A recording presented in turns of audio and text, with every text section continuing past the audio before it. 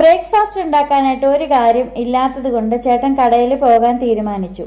ഇട്ടിരിക്കുന്ന ഡ്രസ്സോടുകൂടി ഞാനും ഓടിപ്പോയി വണ്ടിയിൽ കയറി. യാത്ര എനിക്ക് ഭയങ്കര ഇഷ്ടമാണ്. അതിപ്പോൾ വീടിൻ്റെ തൊട്ടടുത്താണെങ്കിലും ശരി. കപ്പ വാങ്ങാനാണ് നമ്മൾ പോയത്. കപ്പയിലിട്ട് പുഴുങ്ങാനുള്ള ബീഫ് കുറച്ച് നാളായിട്ട് ഫ്രിഡ്ജിലിരുന്ന് ശ്വാസം മുട്ടുന്നുണ്ടായിരുന്നു. അങ്ങനെ നമ്മൾ കപ്പ വാങ്ങി വരും വഴി എനിക്ക് ലിവർ ഫ്രൈ കഴിക്കാനൊരു മോഹം. അങ്ങനെ ഫ്രൈ ആക്കാനുള്ള ലിവറും ചേട്ടൻ വാങ്ങിച്ചു തന്നു. തിരിച്ചു വരുന്ന വഴിക്ക് ഞാനിരുന്ന് എണ്ണുകയായിരുന്നു. എന്താണ് എണ്ണുന്നതെന്ന് ചേട്ടൻ ഇങ്ങനെ തുടർച്ചയായി ചോദിച്ചുകൊണ്ടിരുന്നു. അവസാനം ഞാൻ ആ നഗ്നസത്യം വെളിപ്പെടുത്തി. ഓപ്പോസിറ്റ് വരുന്ന ബൈക്കുകളുടെ എണ്ണമായിരുന്നു ഞാൻ എണ്ണിക്കൊണ്ടിരുന്നത്. എണ്ണി 85 ബൈക്കായപ്പോൾ വീട്ടിലെത്തി. എനിക്കാണെങ്കിൽ ഈ ഷുഗറും പ്രഷറും ഒക്കെ വളരെ കുറവായതുകൊണ്ട് ഇടയ്ക്കിടയ്ക്ക് ടെസ്റ്റ് ചെയ്യാറുണ്ട്. അങ്ങനെ ബ്ലഡൊക്കെ കൊടുത്ത് നമ്മൾ വരികയാണ്. അപ്പം നമ്മുടെ കൂടെ കോഴിക്കുഞ്ഞു കൂടി ഉണ്ടായിരുന്നു. കരിമണ്ണൂർ പള്ളിയുടെ ഓപ്പോസിറ്റുള്ള മൃഗാശുപത്രിയിലേക്കാണ് നമ്മൾ ഈ കോഴിക്കുഞ്ഞിനെയും കൊണ്ട് പോയത്. കോഴിക്കുഞ്ഞിൻ്റെ മുഖത്ത് ചെറിയൊരു ഊവാവും ഒരു കുരു പോലെ വന്നിട്ടുണ്ടായിരുന്നു. അവിടെ എത്തിയപ്പോൾ ഡോക്ടർ ഉണ്ടായിരുന്നില്ല. പക്ഷേ അവിടെയുള്ള ചേച്ചിമാർ മരുന്നൊക്കെ തന്നു. സ്ഥിരമായിട്ട് കൊടുക്കുന്ന മരുന്നുകളൊക്കെ കഴിച്ചാൽ ഈ ഊവാവും ഒക്കെ മാറിക്കിട്ടും. പാവത്തിൻ്റെ ഇരിപ്പ് കണ്ടപ്പോൾ ഒരുപാട് സങ്കടം തോന്നി. അങ്ങനെയാണ് കേട്ടോ അതിനെ ഹോസ്പിറ്റലിൽ കൊണ്ടുപോകാം എന്ന് നമ്മൾ തീരുമാനിച്ചത്. മരുന്നൊക്കെ കൊടുത്തപ്പോൾ കക്ഷി ഇപ്പോൾ ഉഷാറായിട്ട് വരുന്നുണ്ട്.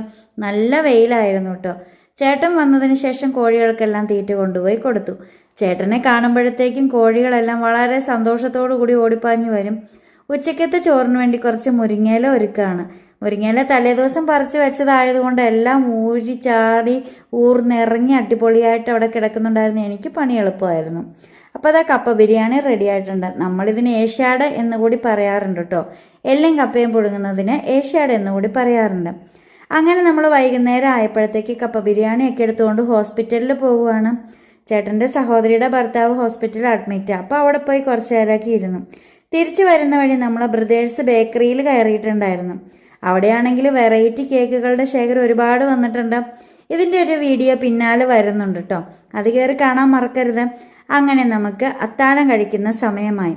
നല്ല മുരിങ്ങയില തോരനും രസവും മീൻ വറുത്തതും മാങ്ങാ ചമ്മന്തിയും ഒക്കെ ആയിട്ട് അടിപൊളി ഒരു കുശാൽ ഊണായിരുന്നു നമ്മുടെ ഇന്നത്തെ അത്താഴം. ഞങ്ങളുടെ വീട്ടിൽ പലർക്കും പല ഇഷ്ടങ്ങളാണ്.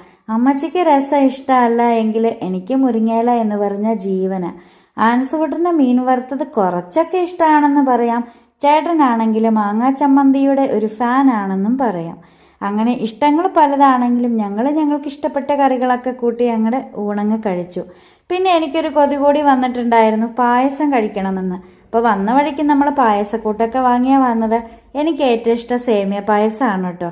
അങ്ങനെ സേമിയ പായസം ഉണ്ടാക്കി കഴിച്ചു. അന്നത്തെ ദിവസം അടിപൊളിയായി കഴിഞ്ഞു.